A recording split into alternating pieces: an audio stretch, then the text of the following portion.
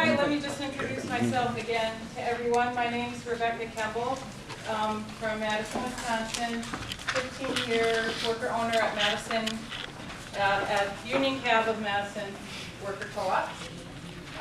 President of the U.S. Federation of Worker Cooperatives, and I also hold several international leadership positions in the international co-op movement.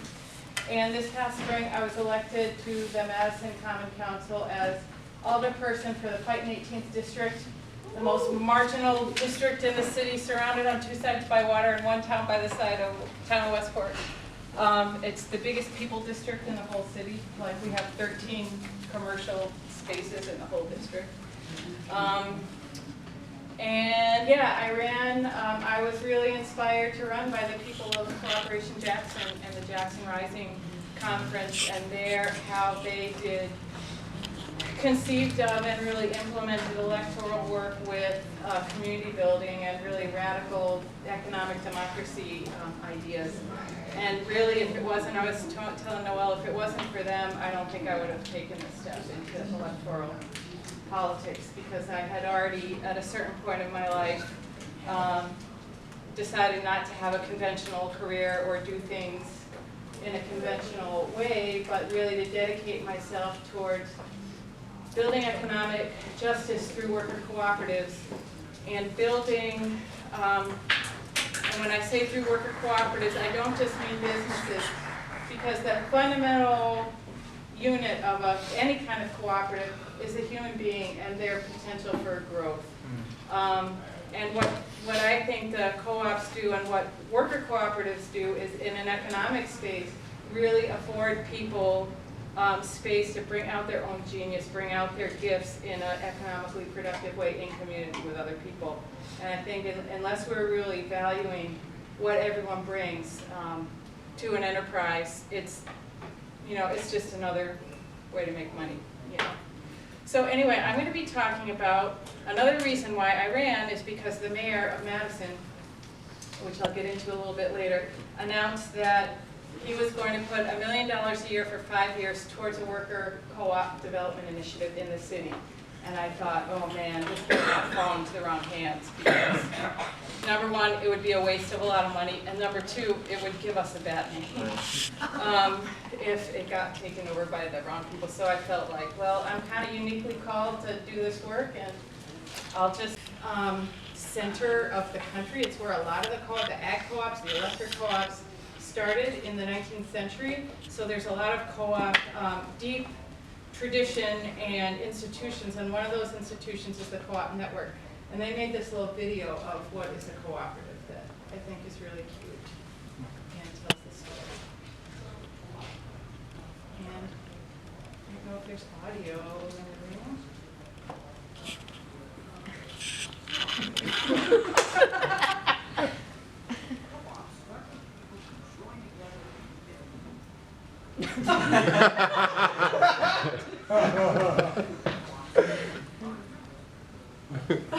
Okay.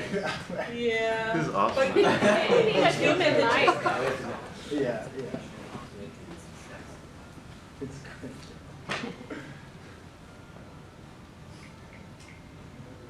There's your co-op. That is exactly my co-op, yeah.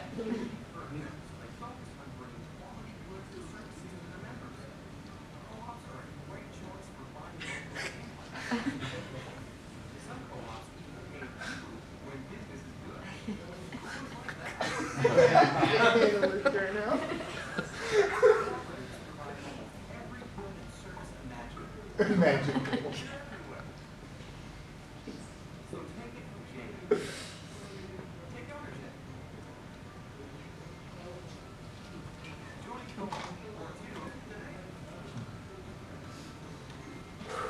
Okay.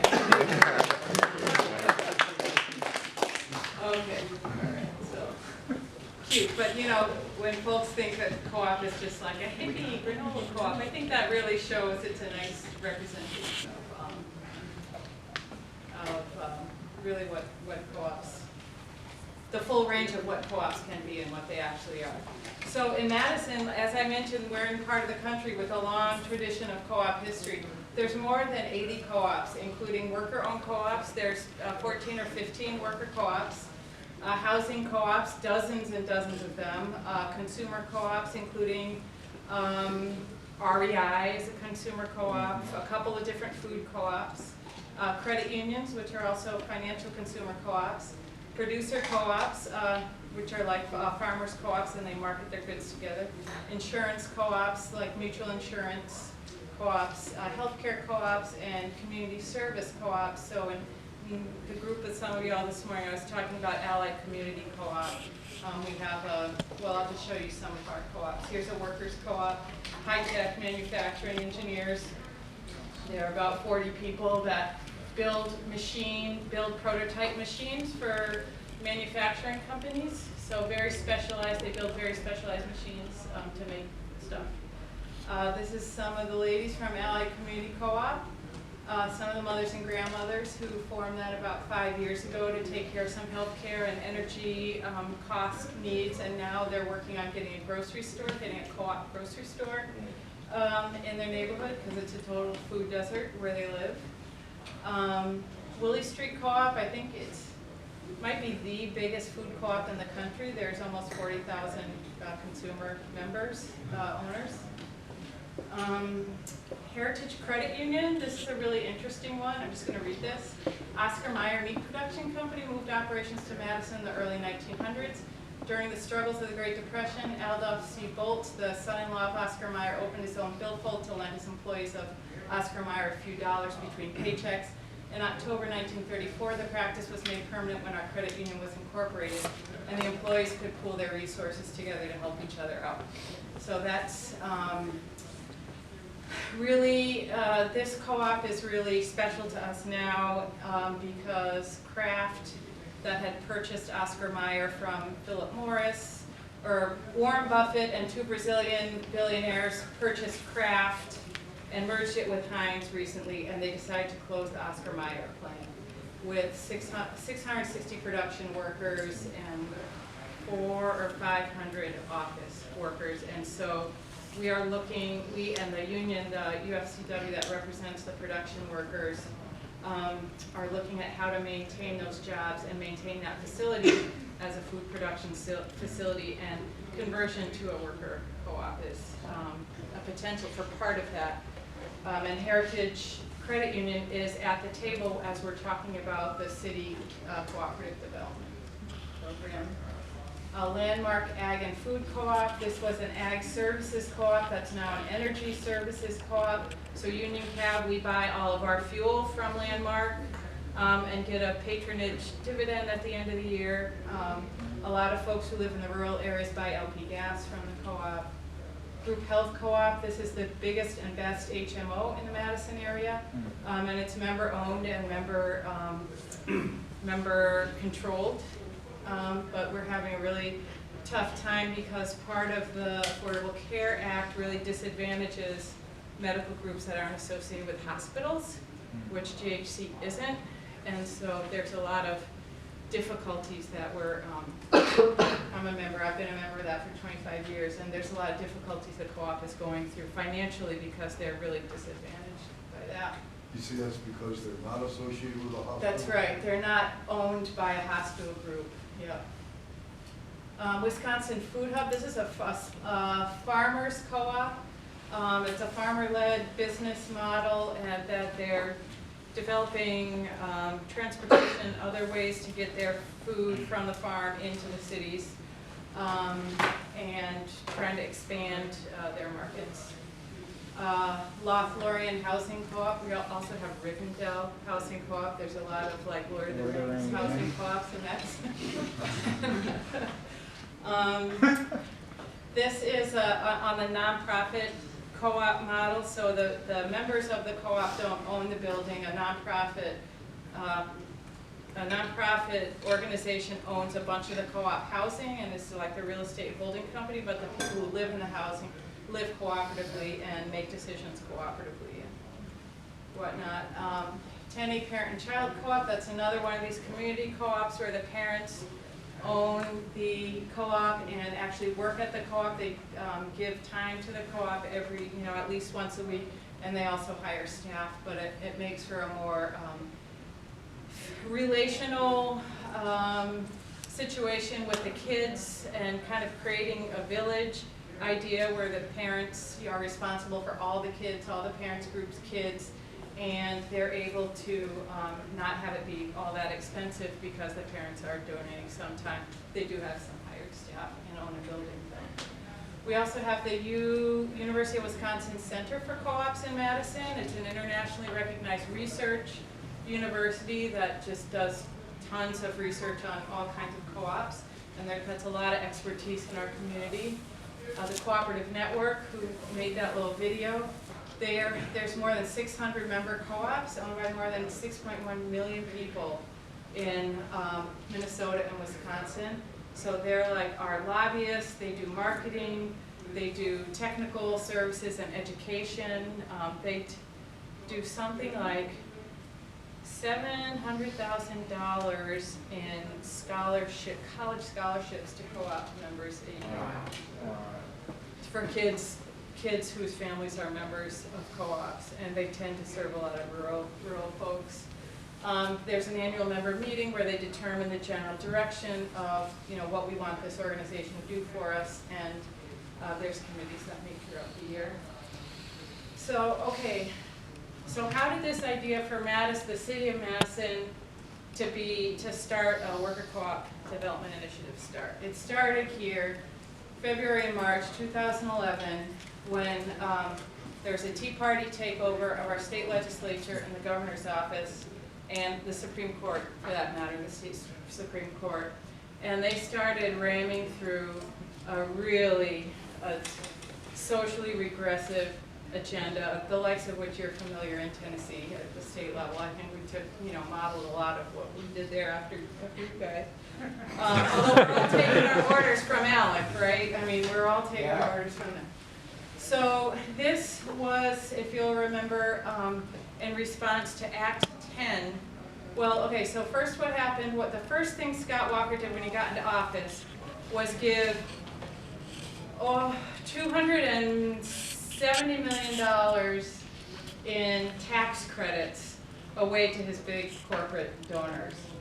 That created a budget deficit which allowed him procedurally to call a budget emergency and to do this budget repair bill, which was Act 10, the budget repair bill. Oh my God, we don't have, we're like this much, our revenues are going to be this much less, and it triggered a threshold for them to do this procedural move, which was a 143-page bill that had everything in it from privatizing power plants to selling off state land to ending our state version of Medicare, what we call Badger Care, to what the really huge deal was, essentially putting an end to public workers' right to collectively bargain and killing public sector unions. So this got 200,000 people out into the streets. Wisconsin was the place where AFSCME was born, where the public unions were born. Wisconsin was the place where workers' compensation was born, where child labor laws were first instituted. I mean, Wisconsin has traditionally been this sort of hotbed of labor protection and workers' rights protection. And here comes Scott Walker out of the blue saying, no more. Teachers are evil. He really focused a lot on teachers because he wanted to privatize the public schools. At the same budget, he cut $1.6 billion from the public schools at the same time. And then he said, isn't it good you don't have to deal with teachers' unions anymore? Now you can really cut costs. Now, those budget cuts shouldn't. Anyway, so people were freaking enraged, and folks from all over the state came out and occupied the Capitol for 2.5 weeks. Day and night, people slept there. There was medical care there, food, child care, sleeping bags, and like the homeless community in Madison actually had their needs met for 3 weeks in our house, in the public's house, right? Because folks came together and we just talked and talked throughout the night and the day, and met each of the tribal communities from up north, met the fair housing people from Milwaukee, met the people fighting the frac sand mines from western Wisconsin.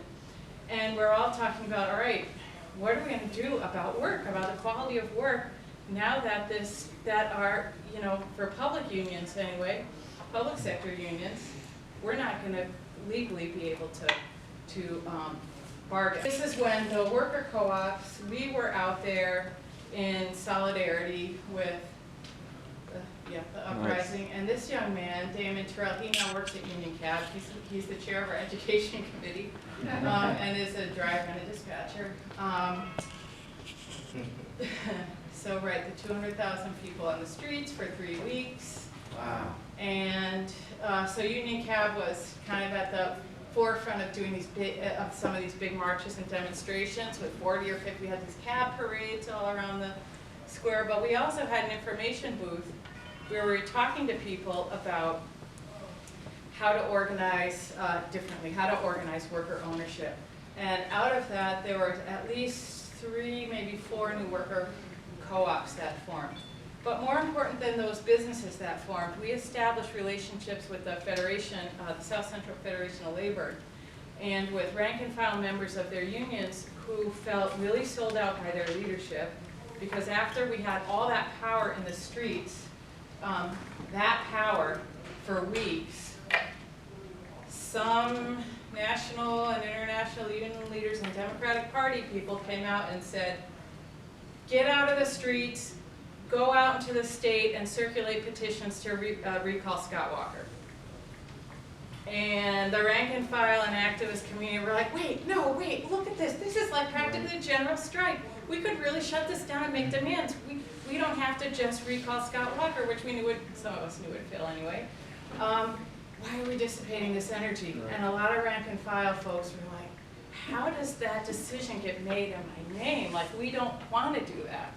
So we started talking to them about democratic processes that they could use inside their locals to democratize their unions. And then we as worker co-ops were like, whoa, look at what the unions can do. Look at how they can mobilize people from all over the country. And we need to be part of that conversation and build those relationships with these mass labor organizations and share what we can and learn what we can. So it was an incredible time of foment for all of us. And then that spring was the mayoral election. So Paul Soglin, he, like I said, he's the biggest recidivist mayor in U.S. history, I think. But so he was mayor for these periods, and he campaigned on a platform of workers' rights and promised to support worker co-ops as he had in the past. When he was mayor in the 73 to 79, he helped Union Cab get formed and brought a lot of political and economic support to the formation of Union Cab. So he's got a special place in his heart for that, and that's our mayor with his hand up. He was at the Capitol every day, checking out what was happening, campaigning on, you know, he's a shrewd politician, but he got elected.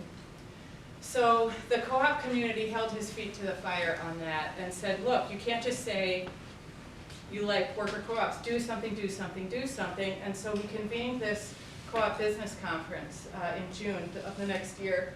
And there were dozens and dozens of city and county and state economic development planners from all over the state who came to hear about, there was a lot of emphasis on the potential for retiring business owners to sell to their workers, because that's kind of low-hanging fruit, and that those are the people that economic development folks are in contact with. They're in contact with businesses, small, medium, large businesses, and they know who's selling, who's ready to retire, and so we wanted to plant this seed in their minds of, hey, here's a tool you could use to keep the jobs going and to keep that business in the community instead of just shutting down if the owner can't find someone to sell it to. And also we started talking about the positive economic and social impact of worker-owned enterprises, which to me is self-evident, but when you have people, the workers running the business that is organized around a need that needs to be met in the community, it's not going to sell out to investors. And there are actually laws in Wisconsin that prohibit it from selling out to investors and cashing in, which ESOP, employee stock option companies can do, and that's why they haven't that's been a real downfall for worker-owned businesses organized that way, because they're not democratically owned or democratically run, and it's really easy for an investor to come and cash individual stock owners out and collectively cash all of them out.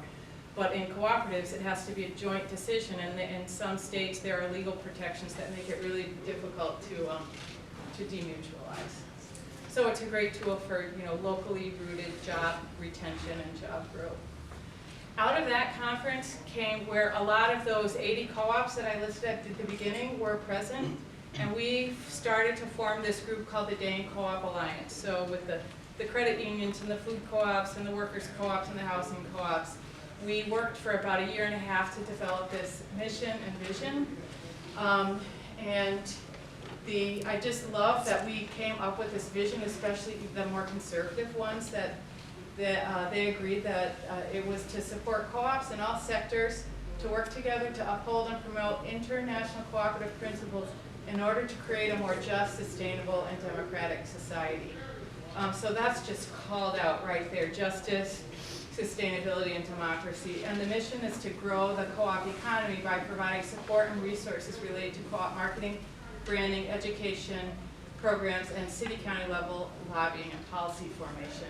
So we came together and we said, look, there legitimately is the kind of scaffolding for a cooperative economy, for a solidarity economy here. We're just not organized, and we need to organize ourselves into, to do some self-help, but also to do some lobbying. So this was 2012, 2013, started doing that work of lobbying.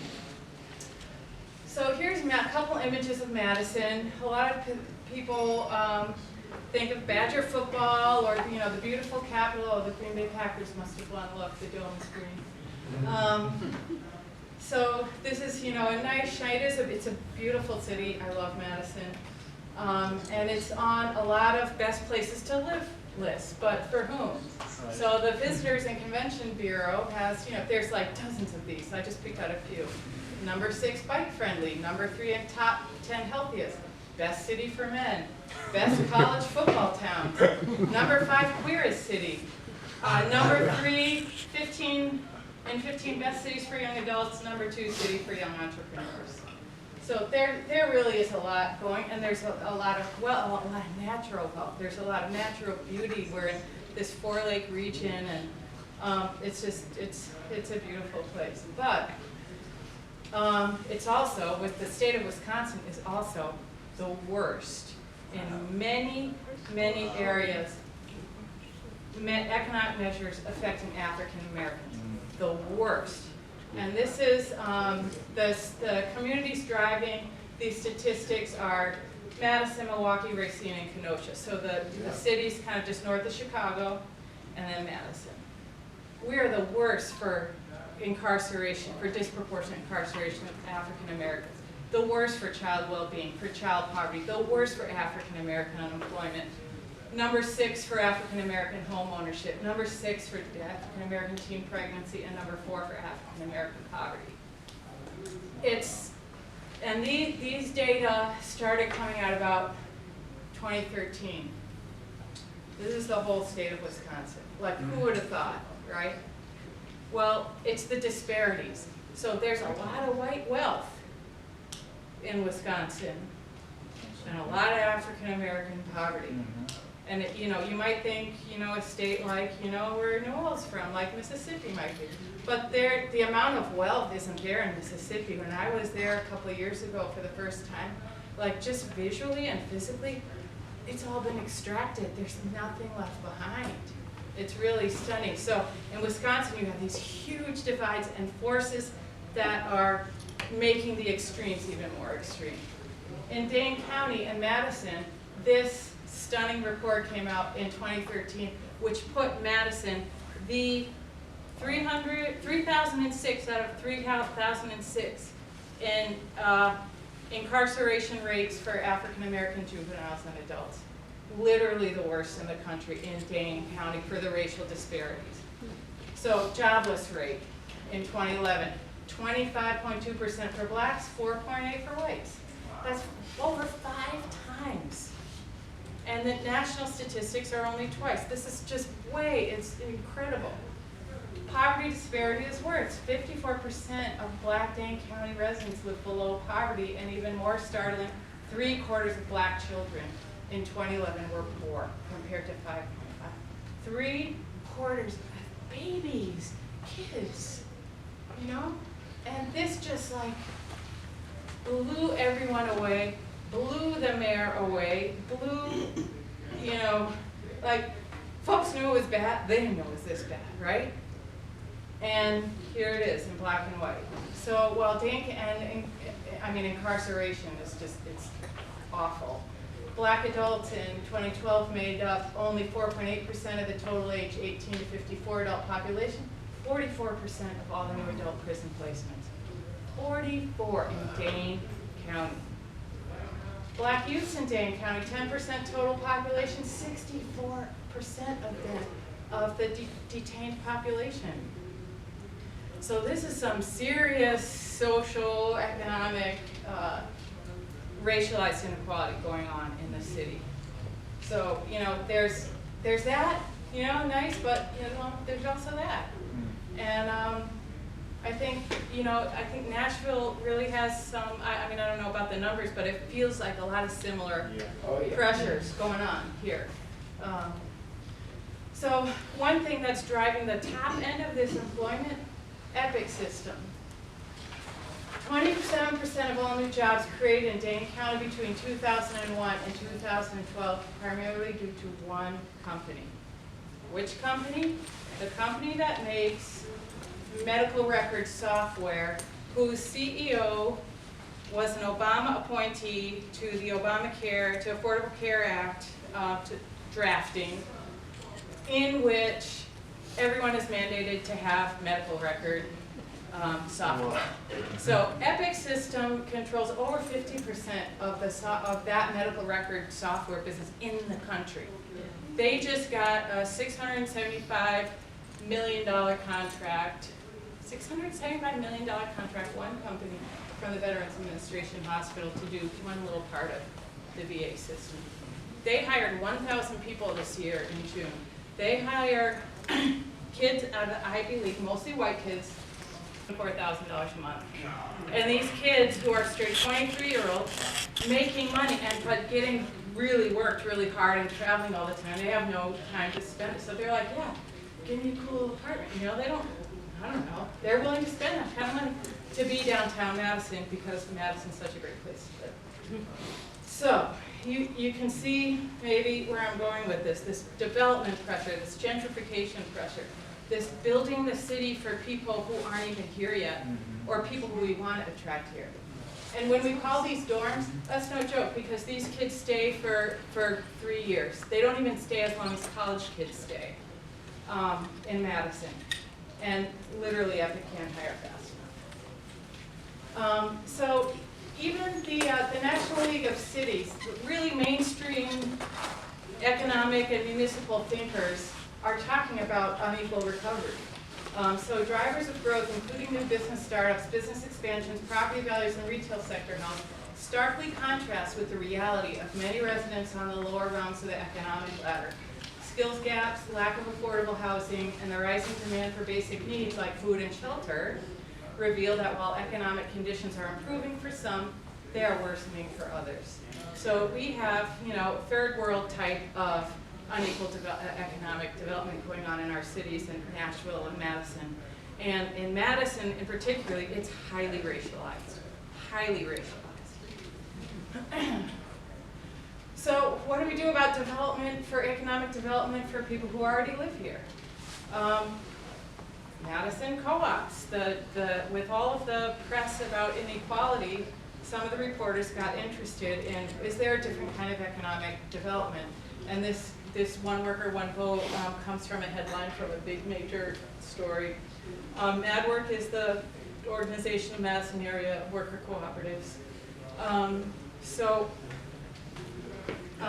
When I was campaigning and I got elected, a lot of what I was talking about was about, and conservative people liked this message, and everyone liked this message of you know, the unemployment and underemployment is a huge problem in certain communities, and it's not because people don't want to work.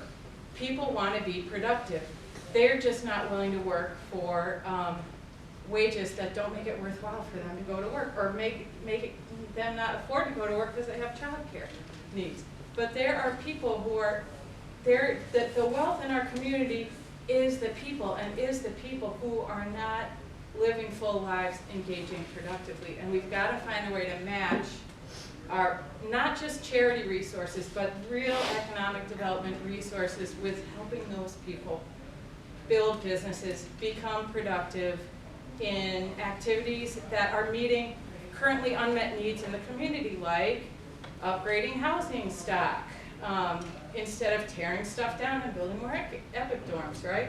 We could actually create more employment and decent employment and give people skills. One of the things that debate has been about is, why don't we invest this in retirement plans for ourselves? But a lot of folks are like living too close on the edge, or they just want that money now, and so those are ongoing debates, and we don't have that now. If you need me to come to Wisconsin to get that set up for you, I'll do it. Oh. So if I heard correctly, you said there's 5 years of city funding program for this. Can you tell me a little bit more? You've actually got at least 3 Metro Council members here from Nashville, so, and a 4th was here earlier. I'm interested in how that was structured, how the agreement was struck. Was it done in partnership with the mayor's office? Was it contentious? It was totally the mayor. It was the mayor going, well, first going, I'm going to do $1 million a year for 5 years, and people asking him, well, what's that all about? He's like, I don't know, it's an organized free-for-all. He said that. It's an organized free-for-all. I trust my economic development staff in the co-op community can come up with a good plan for it. So basically the mayor's office promoted the funding mechanism and basically said, Right. work out how that program is going to work. Because the way our budgeting works, it's an executive budget that the mayor puts together and the council can amend. But that's the way it is here, yeah. So he put it in the capital budget in the 5-year SIP plan. And like I said, that is literally why I ran for council, because he said, have at it, and I didn't want the wrong people to have at it. So, and he has been genuinely open about, yeah, I don't care, just do something, I trust you guys. So it's not, I mean, I guess that's the thing. I feel like it would be harder to do that if you didn't know. I think, and I'm impressed that it seemed a little bit more open-ended there, but as it has gone on, have there been things like, you know, these are the goals of the program, or, you know, for the city's portion of the spending, is there, at the end of it, we don't want it, I mean, you mentioned the sustainable piece, but has any of the city funding gone to ensure that, yeah, after this money is evaporated in terms of what the city is going to support, assuming, again, changes in political leadership, what are the outcomes? And yeah, I mean, that's why we talked about establishing metrics and an evaluation system, and there was something else earlier on about tracking and reporting the impact of co-op businesses. So part of this front-ended technical assistance money is going to be to set up those systems, those evaluation systems and tracking systems, so that at the end of 5 years we will know. gotcha. And so $300,000 is going into a loan or forgivable loan pool. That'll be seed money to help startup co-ops leverage lines of credit from a credit union or actual loan funds from a co-op development fund. But that will be the high risk money, the city money will be, but it's really only meant to be seed. So eventually, and it's meant to be repaid, so eventually, hopefully it will turn into a revolving loan fund that lives not in the city but in the CDFI. So there's going to be 2 RFPs. One is for financial institutions that are willing to house and administer the fund, and they will, in the RFP, they're going to have to say who's on their loan committee, they're going to have to come up with all the details. But we have been working, and when I say we, I mean me, UW Center for Co-op, South Central Federation of Labor, and City Economic Development staff have been working all summer and fall to convene those people and bring them up to speed on what's coming down the pike, on how they can best orient themselves and write a successful proposal to have it meet the city's intentions. And the other RFP is going to be for more of these setting up systems, technical assistance, capacity building for organizers. Because it seems like for you all as advocates, it's actually going to be helpful down the road to have been able to point to that and say, oh yeah, the city money was crucial to the success of some of the things that come out. Absolutely. I mean, the city, and especially the mayor, has a bully pulpit. And especially in light of these gross inequities, racialized inequities, and the development on the one hand, and the development pressure on the other, to say, no, we're not just going to turn our city over to high-rise builders, that we have values and goals, and we're not leaving people behind. We're putting real resources into this, and that will attract others to sort of the cause. You mentioned a lot of special purpose community organizations. Does Madison also have a broad-based community organization along the IAF or Gamaliel Foundation models? We have Madison. We have a couple of community development foundations. I don't know what Gamaliel is. It's Are they social national justice network groups? of community organizations that bring together labor, faith-based organizations, and nonprofits.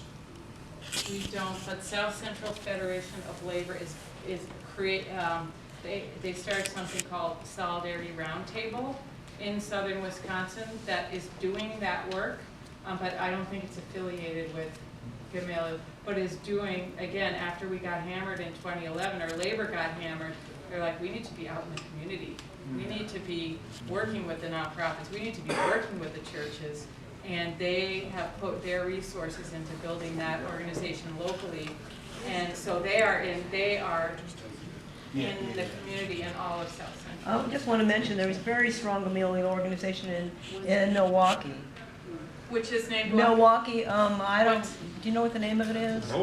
But, well, there's a bunch of and it's a Gamaliel organization. Yeah, statewide, I think it's. Oh, Statewide. Moses, yeah. Well, we Yeah, have, those people have been working on like incarceration.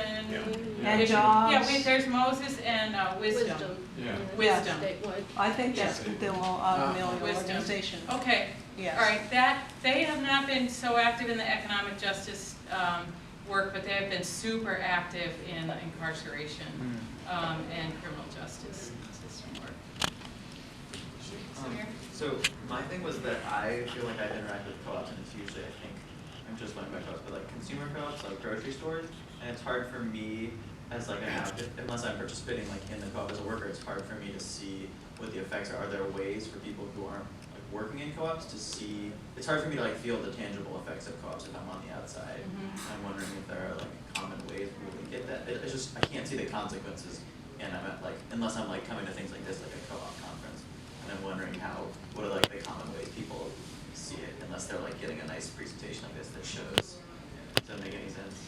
Yeah, it does, and I know politically our mayor has used it again with the decision that Warren Buffett and the Brazilian billionaires and Kraft made to shut down a highly profitable factory, highly profitable. And the mayor has said this would not happen if it's a cooperative. Cooperatives are, no matter what kind of cooperative, they're there to meet a local need. And they're not investor-owned, or rather, they are investor-owned, but the investors are the members. And the members democratically run it. And to sell it to an investor is really difficult. And to kill a profitable enterprise is just ludicrous, and it would just never happen. So we're talking about it in terms of locally rooted economic enterprise that serves the needs of the community. In a sentence. Can you tell me more about the building trades and how you said you might have people that are hanging sheetrock? We have a lot of residential housing being built here, and I feel like there's probably a lot of people that aren't getting paid very much to do that work. Could you say more about how that is formed? What the plan is going to be? I think is reaching out, when I was listening to your radio station folks at Workers' Dignity. I was thinking if we had a group, well, we do have a group like that, but it's solely immigrant focused, and those are some of our main partners that we're working with to get this information and knowledge out to those workers who are highly exploited. And you have to work with the workers who know they're being exploited. They know they're experiencing wage theft.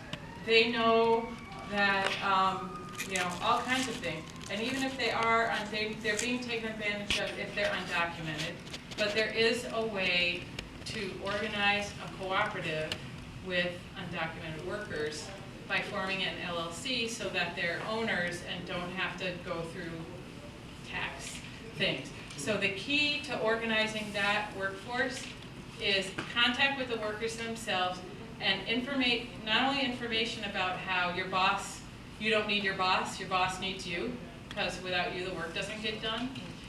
Information, training, and financing to get them to buy that first truck, to get them to buy that for, you know, create marketing materials for, you know, maybe not sheetrocking a huge apartment building, but some rehab houses. So that kind of supportive business services around them. So it's, you know, again, coming back to what Brother Debre was saying about the hard work of having conversations with people. That's what this is based on, because we're talking about building community, not just getting rich quick or even getting rich slow. We're talking about meeting community needs and getting folks involved in meeting those needs. Since you do have 3 council members in the room, and since you've got some people very interested in seeing the inequity in jobs in Nashville change, if you were trying to give 4 or 5 hints that you all have learned in terms of getting the $5 million, getting the city like funds, $3 million now, or whatever, yeah. getting much more than we got at the moment. Right, So right. if you were trying to give us 4 or 5 hints about what you learned out of that might help us, what would those be? What we've learned, we're like guinea pigs, we're just starting it. So I would say, I don't know, you have a new mayor, right? Yeah. Like, say, hey, look what Madison's doing. New York City's doing it too, in a different way. And don't, you know, isn't Nashville, like, didn't you just have the big National League of Cities conference here a couple weeks ago? Yeah. And there's all this competitive #1 city for this and that. Like, hey, Mayor, don't you want to be the #1 city for co-ops? You know, like, and that means like resources. And also, I can't overemphasize the political pressure that is on our city with this Race to Equity report. And I mean, that really helped. Yeah, I guess to follow up to the capital budget, what did the mayor do, or did the council do it to actually get it into the budget? What was the language? I can send that to you. It was it was very general. I'll send it to you. Cooperative Enterprise Development. And like you said, it's organized free-for-all. It wasn't super specific, but I will send it to you. Okay, so we would need that, but we would also, I think, need, because the mayor, new council, new mayor, focused on a million different things all going on at the same time. So how do you get information as you all develop your program to come back to us so we can kind of watch as you go, and then we could be behind you, but we're following your footsteps. Yeah, well, I'd be happy to share that with you. And I think the thing to talk to your mayor about is not like we need a new office of co-op development, but you have a tremendous amount of wealth in this city. You have a tremendous amount of liberal people in this city. You probably have a tremendous amount of guilty liberal people in this city. And people who really would like to do something, but don't know exactly what to do. So, I'm So, sorry. go ahead, no, go ahead. I think it's a perfect opportunity to speak to the mayor, especially what they're attempting to do with the Economic Development Council. You know, Ashford, I know Ashford's, that's one of the main guys we need to talk to get this ball on the roll since it's still fresh in the air. But she's gonna have a meeting, I think on December 14th, if you guys don't know about it, at Perricone, from 5:30 to 7:30 to really address issues like this. In regards of how do we, what are some of the solutions we could come up with? So she is really heavy on the trail. This is just for those that's in Nashville that want to know how do we get this ball rolling. December 14th would be an excellent opportunity to show up, show out, voice your concerns, because right now she has her ear as we like to say, to the streets. But if we're not talking, Right. the ear will be closed. So that's me just Yeah. throwing that out there for you I guys. wanna And be I have careful a- with that though, a because that phone December conversation 14th scheduled is with youth Amazon. violence. And that's kind of what I wanted to ask you. Yeah, I have a long phone conversation scheduled with Ashford, to really give him all the nitty gritty and. Right, but I was curious about, I doubted that your mayor one day woke up and said, I want to do this. There must have been some political. That's what I'm saying, the uprising on the labor rights, and then the cooperative community, when he was in office, saying, what are you gonna do, what are you gonna do, you have to do something, you have to do something, and then he convened that conference, and that, which, by the way, I'll send you the links, there's videos from that whole conference that might be, some of them might be, good for you council folks or for you, the mayor's staff or Ashford to look at. So it really, it was political, pressure on him to do that, and then again, the race to equity report, and then bam, you know. But luckily, we had this as a potential, a partial solution. It's not a total solution, but it's a partial solution to address some of the root underlying. I just wanted to point out, probably a lot of people in this room aren't that familiar with Madison. And we spent a lot of time today talking about some of the great things that are happening there and about the mayor who seems to be a pretty proactive guy. And I think it's fair and important to note, now I'm not talking about metro area, I'm talking about the size of the city. Madison's about half the size of Nashville. Yeah. It's less than 300,000, I believe. Yeah. And Nashville's over it's- 600,000. Right, the city limits are 250, 260,000, but they bleed into, like, you can't even tell where the city begins and ends, and that's a 500,000 person. I mean, and they all work in Madison and live and play in Madison. Well, it's that way everywhere, So, yeah. but you see my point? Yeah. There's an awful lot being done in that little city, and it is little, by people who are willing to do it. And that's what surprised me about being elected, is that, and another reason why I ran for office is seeing that state politics and national politics are lost to organized people, but there's so much democratic space in city, and we have county government too, and school district government, that are only taken up by lobbyists. But there's still space for organized people to go in there and have an impact. And so I really wanted to have my candidacy be that space for, I'm working with school kids now to get them to, they're writing a resolution for the city council to pass, right? So, I mean, it's true, in cities, there, you know, and you have a similar kind of state government, it's like, forget about it, but there's things we can do to take care of each other and ourselves in our localities, that, you know, maybe half of them will be preempted by state law. Going back to the questions about our mayor, when she was a candidate, she made a commitment to, in front of 1,500 people, a number of commitments, but one of them was to establish a task force on community wealth building, which is basically what we're talking about. That's exactly what So, we're I mean, talking about. what we need to be doing is just following up on that commitment, and getting that established, and making sure that some of us are on that Right. task force. And say, here's what you can do, and it doesn't have to be all the city. You're not starting a new program, you're just wrangling everyone who's interested in doing this together and convening them to do this, and you're being the person who calls them together. You're not like adding a ton of work more on city staff or starting something, but you get to have that bully pulpit and that convening role. And NOAA is one of the organizations that, well, the organization to get that commitment from them, so that's where it needs to start. Yeah, excellent. I just wanted to follow up. I think you were right about to suggest this, but were you suggesting that if there was, that the public funds could be used to leverage private funds, and that could be a way that we could get a commitment from the cities if we had matching, maybe a matching fund or something like that? Yeah, or talk to the, I'll also send out info on the North Country Cooperative Development Fund, which is, it's actually a financial, it's a community development financial institution that is organized as a co-op of co-ops, but it can work nationwide, and I'm sure they would be willing to travel to Nashville and sit down with some of your credit unions and CDFIs and talk about, here's how we can put together deals for supporting worker co-ops, because they know how to underwrite worker co-ops, they know how to assess the risk differently, which is different from worker co-ops, and you know that would be a great resource. What's the name of that resource? North Country Cooperative Development Fund.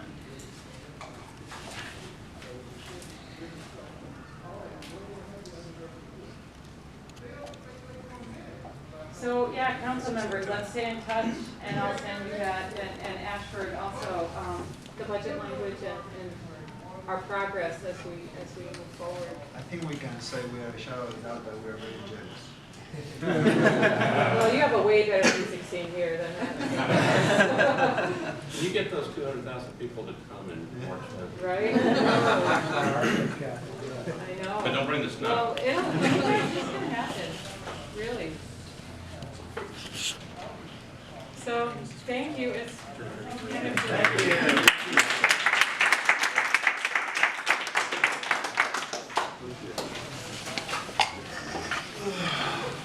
It's the same, just take one, it's the same information, but I don't have enough cards for everyone.